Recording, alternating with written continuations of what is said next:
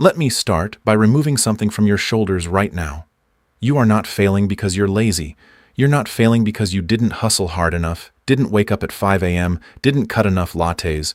You're failing, or feeling like you're failing, because your wealth is leaking through cracks you've been taught to ignore. There's an old description in ancient wisdom literature about people who labor and yet live as if carrying water in a broken cistern.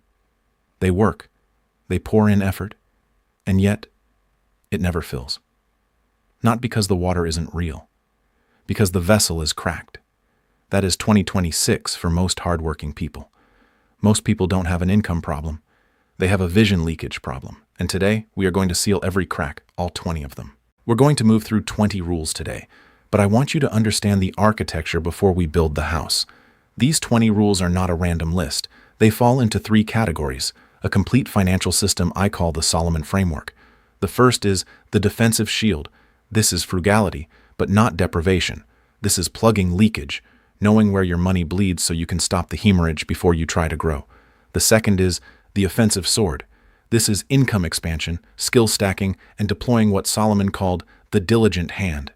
You cannot save your way to wealth. At some point, you must produce. And the third is the wisdom foundation, mindset, legacy, and the interior work. Because I've met people with spreadsheets and no peace, and I've met people with discipline and no joy. Neither is the goal. One more thing before we begin.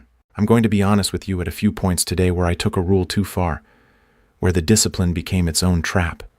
Because financial wisdom, like all wisdom, lives in balance.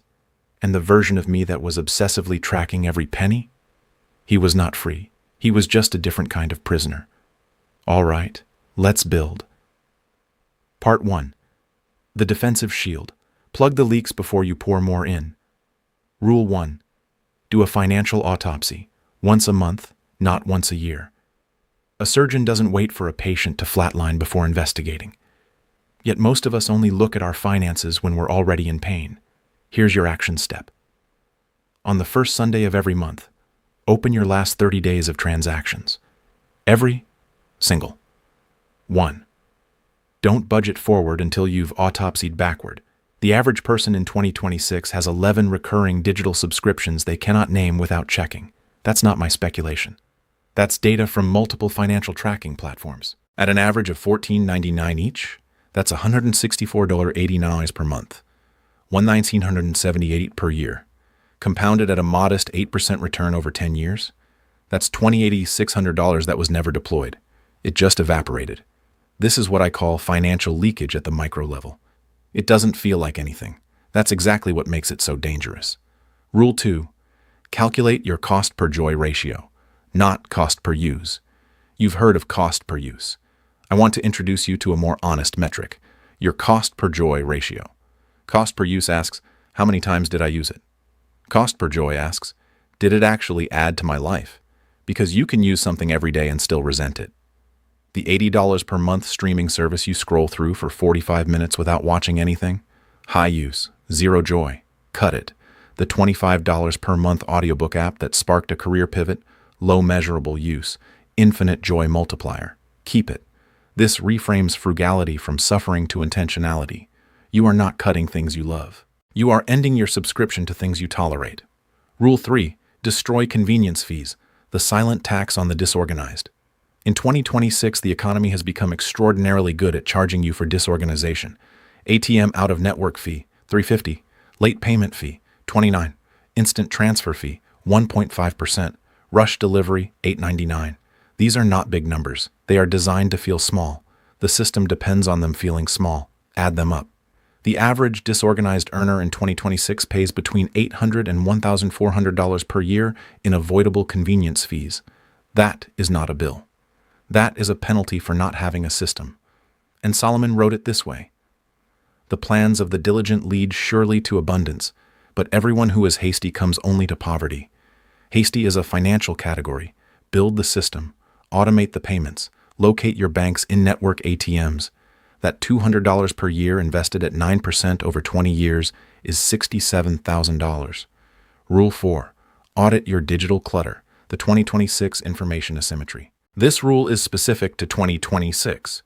We live in an era of information asymmetry, meaning the companies selling you digital products know exactly how much you use them. You don't. The average knowledge worker in 2026 pays for 3.4 online learning platforms simultaneously, uses 1.1 of them regularly. This is called the digital clutter tax, and it operates on your cognitive bandwidth as much as your bank account. Here's what I want you to do. Conduct a digital audit. List every digital product, tool, or platform you pay for. Next to each, write the last date you used it. If it's been more than 60 days, that's not an investment. That's a monument to good intentions. Cancel it. Revisit it when you're ready to actually use it. Rule 5, fight lifestyle inflation with lifestyle intention. Here is the core of every middle-class trap in history. You earn more, you spend more. Your income rises, your lifestyle inflates to match it, and your net worth barely moves. This is lifestyle inflation versus wealth expansion, and the difference is everything. When I got my first meaningful raise, I think I was in my late 20s, I upgraded my rent, my car insurance, my restaurant tier. My number felt bigger, my life felt bigger, but my margin, the gap between earning and spending, didn't grow at all. Lifestyle intention means that every time your income grows, you make a deliberate, pre-committed decision about where the increase goes. Not after you've absorbed it into your lifestyle. Before. 50% of every raise goes directly to a wealth vehicle. Non-negotiable. The rest can fund a genuinely better life. Freedom does not live in the bigger apartment. It lives in the gap. Rule 6. Understand the real cost of just this once. The most expensive phrase in personal finance is just this once. Not because one exception will break you, but because just this once is never once. It is a character setting. It is you communicating to yourself that your rules have asterisks. The proverbial ant doesn't just save during summer most of the time. The ant has no clause that reads, unless it's a holiday weekend. The discipline is the strategy. The exception is the enemy of the strategy. Now, and I want to be careful here, this does not mean joyless rigidity. It means that your exceptions are planned. Your fun is budgeted. Your spontaneity has a container. That is not prison. That is architecture. Rule 7. And this one requires me to stop and be honest with you. For about 18 months, I was obsessively frugal, tracking every cent, eating rice and beans 4 nights a week because the math said it was optimal, declining social invitations because they cost money, refusing to buy a decent pair of shoes for a job interview because I was focused on saving. And do you know what happened?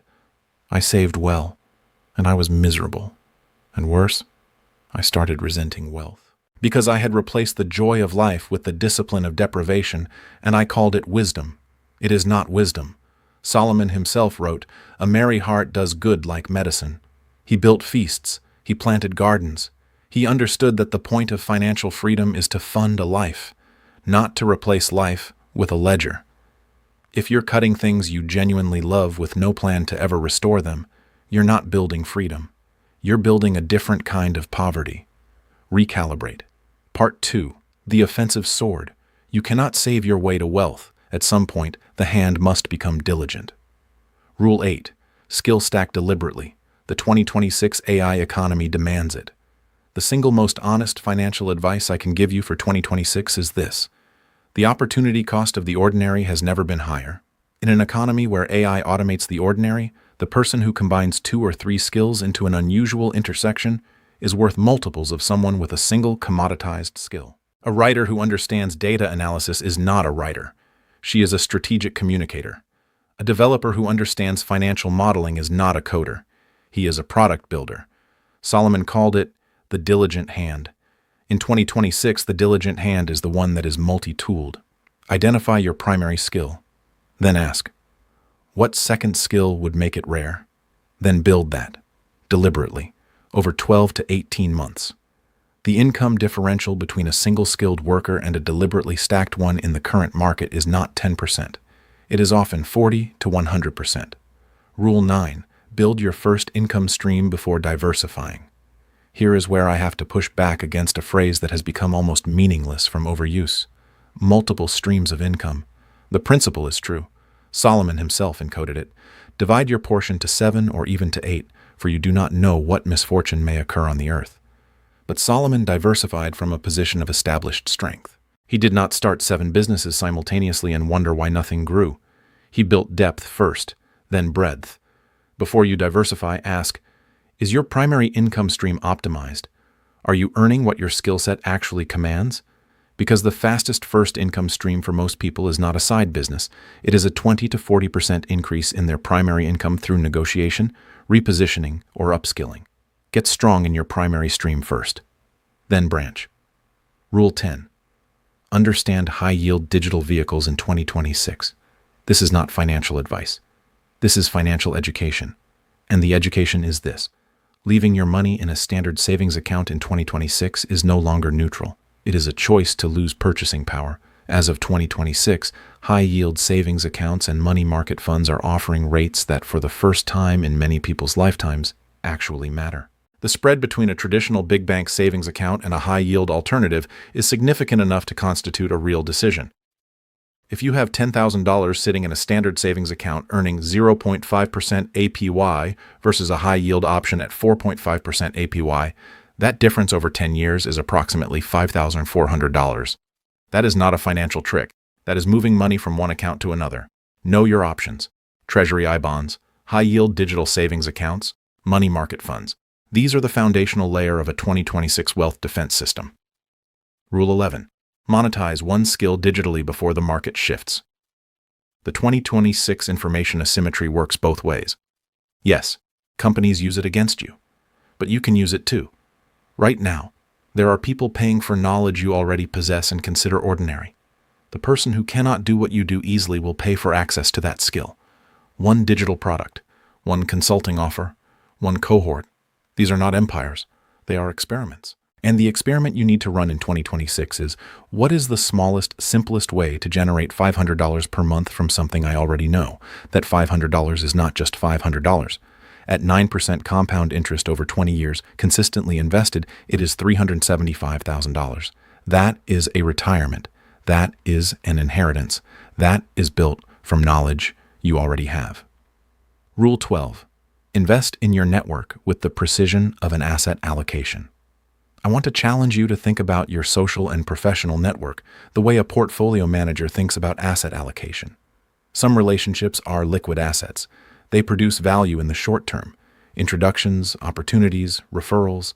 Some are long-term bonds, mentors, advisors, people who have walked the path you're walking. Some are high risk, high reward, emerging peers who are building alongside you. If your entire network is comprised of people at the same level, with the same knowledge, facing the same ceilings, that is a concentrated, under-diversified portfolio. And just as in finance, concentration is risk. Make one investment per month in your network, one intentional outreach, one coffee, one thoughtful email. The compounding of human capital is slower than money, and ultimately more powerful. Rule 13. Here's the second time I need to stop and be honest with you. There was a period where I was laser-focused on income growth, stacking skills, building streams, launching offers, and I was generating revenue, but I had no emergency fund. I had outstanding high-interest debt. I had no foundational infrastructure. I was building a house on sand. The income was real, but the first difficult month, a health issue, a slow client period, and I felt the terror of a person who had the appearance of financial progress but none of the structural security. The offensive sword means nothing without a shield underneath it. You cannot attack effectively if you have no base to return to. Before you scale income, please, 3 to 6 months of expenses in a liquid account. High-interest consumer debt eliminated. Then you deploy the sword. The ant stores before winter, not during. Before. Rule 14. Treat your time as a financial asset. The opportunity cost of the ordinary. If your time is worth $50 per hour at your current skill level, and you're spending 5 hours per week on tasks that could be outsourced or automated for $50 per hour, you are making a $175 per week decision to be poor. That is $90, $100, and $100 per year in potential income abandoned. This is the opportunity cost of the ordinary, not just in tasks, in thinking.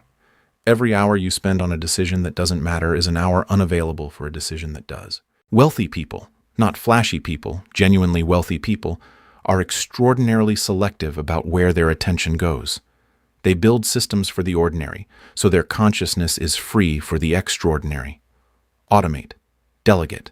Decide once. Let the system carry the repetition. Part 3.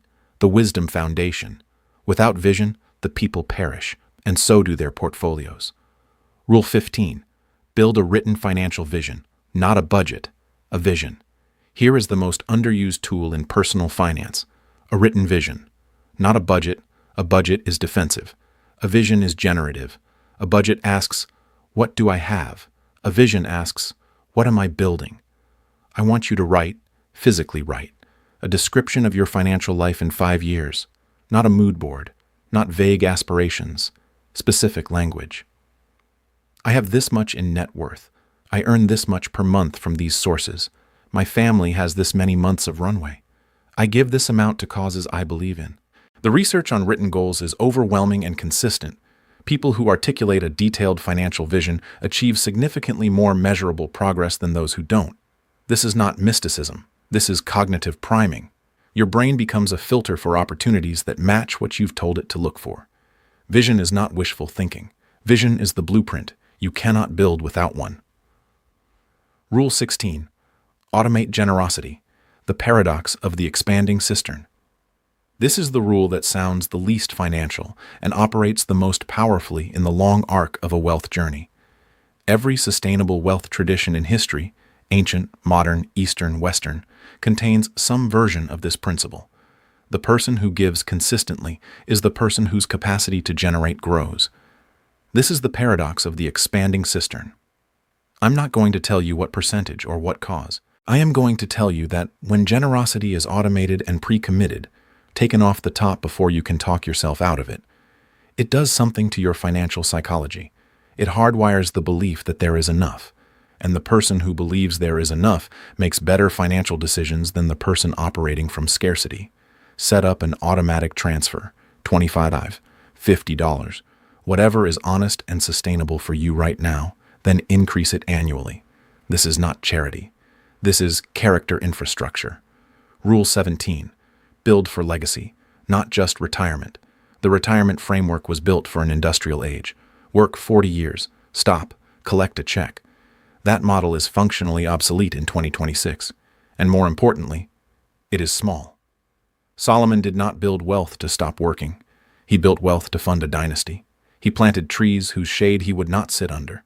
He built storehouses not just for his generation, but as a buffer against uncertainty he could not foresee. I want to shift your frame from retirement to legacy. Legacy asks, what will this become without me? Legacy asks, who benefits from my discipline after I'm gone? This is not morbid. This is motivating. The person building for legacy takes different risks and makes different decisions than the person building for a distant vacation from work. Build something that outlasts the urgency of today. Rule 18. Practice the pause. The 72-hour rule for financial decisions. Every major financial mistake I have made in my life has one common feature. I made it quickly. The impulsive investment, the emotionally driven large purchase, the limited time offer that created false urgency. The 72-hour rule is simple. Any financial decision involving more than 1% of your monthly income gets a mandatory 72-hour waiting period. No exceptions. You write it down. You sleep on it 3 nights. You return to it with a rested mind. In 2026, the marketing infrastructure designed to create artificial urgency is more sophisticated than at any point in human history. AI-driven personalization, dynamic pricing, scarcity signals, they are engineered to bypass your prefrontal cortex and activate your impulse circuitry. The pause is not hesitation. The pause is your weapon. Rule 19. Guard your financial circle fiercely. There is a consistent pattern in the financial lives of people who never quite break through.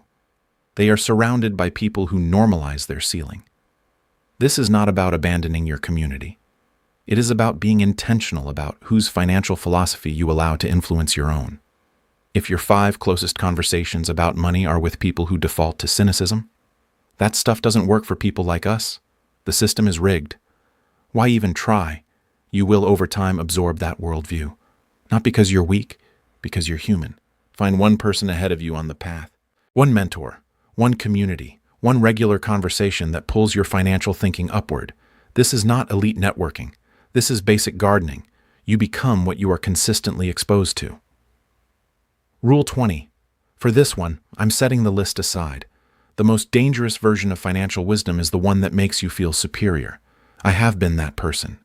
Sitting in judgment of people's spending choices, mentally calculating their poor decisions, using my discipline as a yardstick to measure others and, let's be honest, to measure my own worth. That is not wisdom. That is a wound dressed up as a virtue. Real financial freedom is not about being better than anyone. It is about being free. Free to be generous without fear. Free to work because you choose to, not because you're trapped. Free to take a risk on something you believe in. Free to tell your children a different story than the one you were told. That is the goal, not a number, not a rank, not a flex. Freedom. Actual, lived, everyday freedom. That is what all 20 of these rules are pointing toward. Let me close with a challenge. And a bridge. By Sunday, not next month. Not when you've sorted things out. This Sunday. I want you to plug 3 leaks. Just 3. Look at your bank statement from the last 30 days. Find 3 things that surprised you. 3 places the water was escaping that you hadn't fully acknowledged. Cancel 1 subscription you don't use. Automate 1 payment to eliminate 1 convenience fee. Set up 1 automatic transfer, even $25, to a high-yield savings vehicle. 3 leaks, sealed, by Sunday. Because the journey to financial freedom does not begin with a massive restructuring. It begins with a single deliberate act of intentionality, then another, then another. And like the ant, quietly, consistently, without drama, you build something that will outlast every financial season. Now, if today resonated with you, if you felt something click, some language for a struggle you've been feeling but couldn't name, then I want to invite you deeper. What we covered today is the map. But there is a complete architectural system behind it that I call the Solomon Net Worth System. A framework that takes these 20 rules and builds them into a 6-month wealth architecture. Designed for the realities of 2026. Designed to work without deprivation. Designed to fund a life that is worth living while simultaneously building one that will outlast you. That video is next. The link is above, or in the description below.